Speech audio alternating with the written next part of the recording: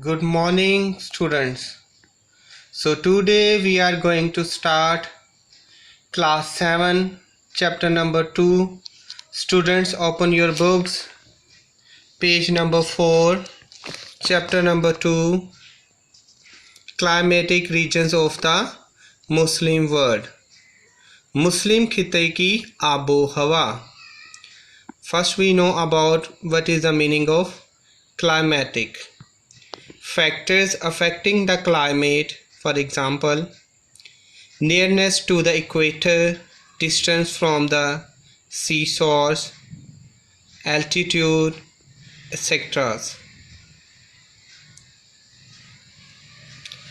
वो असरात जो यानी वो इलाके वो जो इक्वेटर से जितना करीब होंगे या जितना दूर होंगे वो उसके अलावा सतह समुद्र के करीब जो खिते होंगे या ऊंचाई पर होंगे वो सब आबो हवा में आते हैं.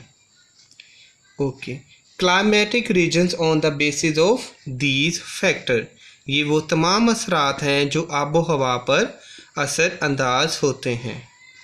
Now what is the distance covered by the Muslim world from east to west and north to south? In the previous chapter we have learned about Pakistan and Muslim countries are stretches from east to west 1500 kilometers and north to south Muslim countries are stretches 6000 north to south and 15,000 east to west. These vast areas has the different climatic regions. If Saudi Arabia and the Gulf states are very hot, Pakistan has a moderate climate as a whole year. Malaysia and Indonesia have heavy rainfall through the whole year, while the Muslim world, the countries of the North Africa have a Mediterranean climate. Muslim countries are divided into 8 climatic conditions. These are deserts, semi-deserts and scrubland, tropical grassland, tropical forest, temperate deserts, Mediterranean climates and temperate grassland.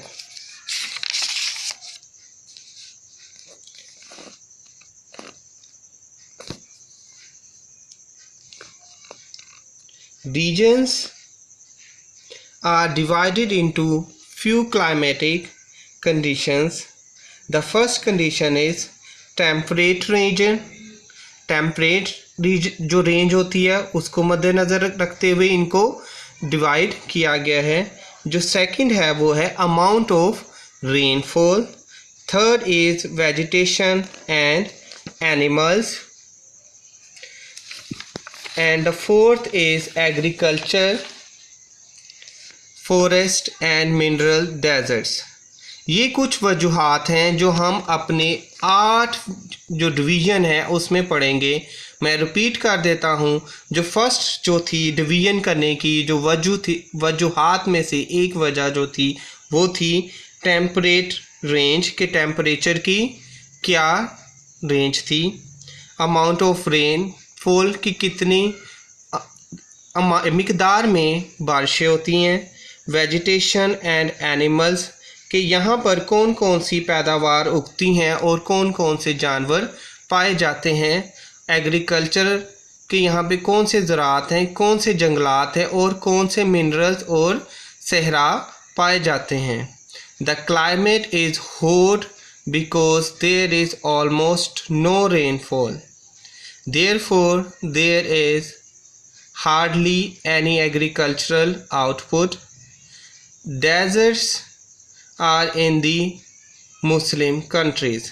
अगर हम अपने मुस्लिम countries में सबसे पहले जो हमारा है desserts है, हम उसको स्टडी करेंगे तो उससे हमें ये पता चलता है कि जो डेजर्ट्स हैं उनमें क्या है, टेम्परेचर होता है गर्म होता है, और ना बारिश होने की वजह से जो दर्जा हरारत है वो बहुत गर्म होता है, और पानी ना होने की वजह से बहुत मुश्किल से हम कोई आउटपुट यानी एग्रीकल्चरल जो आउटपुट है वो हम हासिल करते हैं। जो डेजर्ट्स हैं उनको बेसिकली 5 डेजर्ट्स में जो है डिवाइड कर दिया गया है। जो फर्स्ट नंबर पे वो क्या है, डेजर्ट हमारा सहरा है। सहरा जो है वो हमारा जो डेजर्ट्स है वो सहारा डेजर्ट है। सहारा डेजर्ट जो हम कहाँ इसको पाते हैं, अफ्रीका में, और अफ्रीका के में हम इसके साथ एक और डेजर्ट पाते हैं, वो कौन सा है, सोमाली डेजर्ट्स है। और जो हमारा थर्ड डेजर्ट्स है वो हम अफ़गानिस्तान में पाते हैं। काइज़लकम जो है वो इन अज़बिकिस्तान में। दश्ते लूत जो है ईरान में पाते हैं हम लोग, ठीक है। These countries are poor in natural vegetation, they have valuable minerals, oils and natural gas resources, for example Saudi Arabia, Gulf states, Iran and Pakistan. ये जो मैंने आपको कंट्रीज़ के नेम बताए हैं, यहाँ पर क्या है, नेचुरल वेजिटेशन जो है वो बहुत मुश्किल से होती है, लेकिन यहाँ पे जो अगर आप देखें वैल्यूएबल जो मिनरल्स हैं, जैसा कि हमारे ऑयल वगैरह है, हमें यहाँ वाफिर मिकदार में मिलते हैं। अब हम अपनी बुक में से रीडिंग करेंगे। You have already read about deserts in book 1। आप पहले ही किताब नंबर 1 में सहरा यानी रेगिस्तान के बारे में पढ़ चुके हैं। आप apart from some oases where water can be reached from underground resources, deserts have hardly any agricultural output। वो हिस्सा यानी नकलिस्तानों का वो हिस्सा जिसके ज़रिए बहुत कम ज़ेरे ज़मीन आप पानी के ज़रिए जो है हम लोग वसाइल करते हैं, सहरा में आते हैं, वो हमें बहुत मुश्किल से जो है हमारे एग्रीकल्चरल यानी हमारी कोई भी फसलें हमें इससे मिलती हैं। But some of the have immensely valuable minerals such as oil.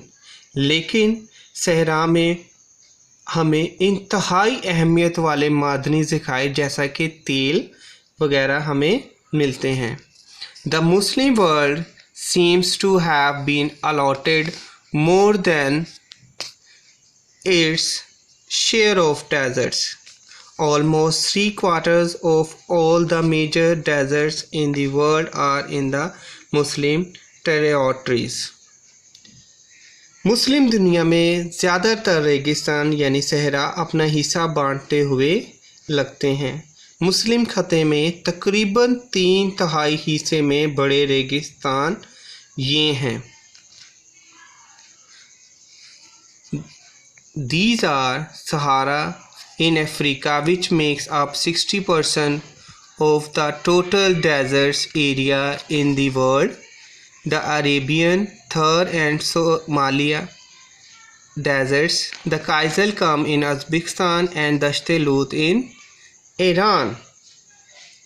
और जो ये सहरा हैं जैसा कि सहारा और जो हमारा सोमाली डेजर्ट्स हैं वो अफ्रीका में पाए जाते हैं, और यहाँ 60% जो होते हैं यानी 60% पूरी दुनिया में से ज़्यादातर जो इलाका है यानी जो दुनिया में ये जो इलाके हैं ये क्या है, सहरा में है। अफ्रीका जो है वो ज़्यादातर पूरी दुनिया में सबसे 60% जो इसका इलाका है वो सहरा है, यानी सहराई खदोखाल है इसकी। और अब हम देखें थर्ड डेजर्ट जो है वो कहाँ पाया जाता है, पाकिस्तान में। जो काइज़लकम है इन उज़्बेकिस्तान में, और जो दश्त-ए-लूत है इराक में। अराबी यानी अरेबियन यानी अरबी सहराई इलाके में पाए जाते हैं। Thank you students.